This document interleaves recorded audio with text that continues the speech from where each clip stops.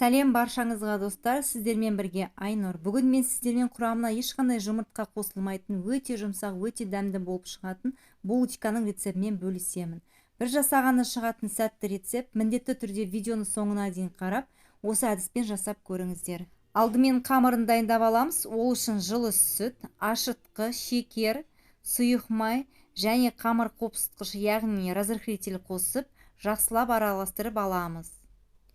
Қантымыз ерігенше жақсылап араластырып алатын боламыз. Сұйық массамыздың үстінен ұнымызды 2-3 бөлікке бөліп саламыз. Алдымен қасықтың көмегімен жақсылап араластырып, одан кейін ұнның қалған бөлігін саламыз. Міндетті түрде електен өткізілген ұн болу қажет, және берілген ұнның мөлшерінен артық ұн қоспаңыздар. Қамырдың басы бірге бастаған кезде ерітілген сары майды құйып, жұмсақ қамыр илейміз. Бізде жұмсақ қолға жабыспайтын қамыр пайда болады. Енді бетін жауып көтерілгенше күтеміз.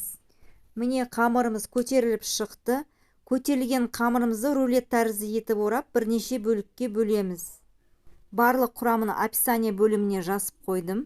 Сол жерден көрсеңіздер болады. Негізі, егерде бәрін бірдей етіп жасағыларыңыз келсе, таразының көмегіне жүгінсеңіздер болады. Сонда барлығының пішіні бірдей болып шығады. Мен көз мөлшерімен бөліп алдым. Енді осы бөліктің бәрін осылай видеодағыдай домалақтап аламыз. Барлық қамырды дәл осылай жасап шығыңыздар, және толықтай істеп болғаннан кейін 10-15 минутқа бетін жауып, тындырып қойыңыздар. Қамыр сонда ісініп көтеріледі, жайған кезде оңай жайылады.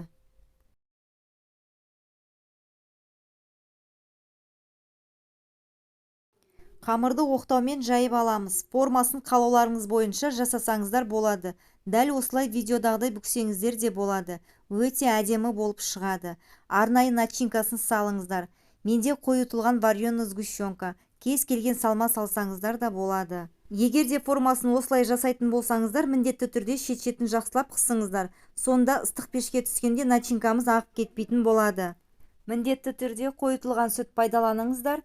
Сонда өзінің формасын ұстап, еріп кетпейтін болады.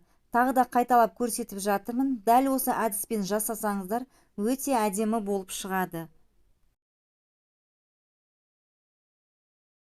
Барлығын осылай түйіп болғаннан кейін тағы да бетін жауып 5-10 минутқа қоямыз. Сол кезде булочкамыз көтеріліп пісіп шығатын болады. Ендігі кезекте жұмыртқаның сары уызын бетіне толықтай тигізіп жағып шығамыз. Сонда булочкалар сап-сары әдемі болып шығады. Осы кезде пешті қыздырып қоюды ұмытпаңыздар. Және де алдын ала қызып тұрған 180 градус пеште 30-35 минут шамасында пісіріп алатын боламыз.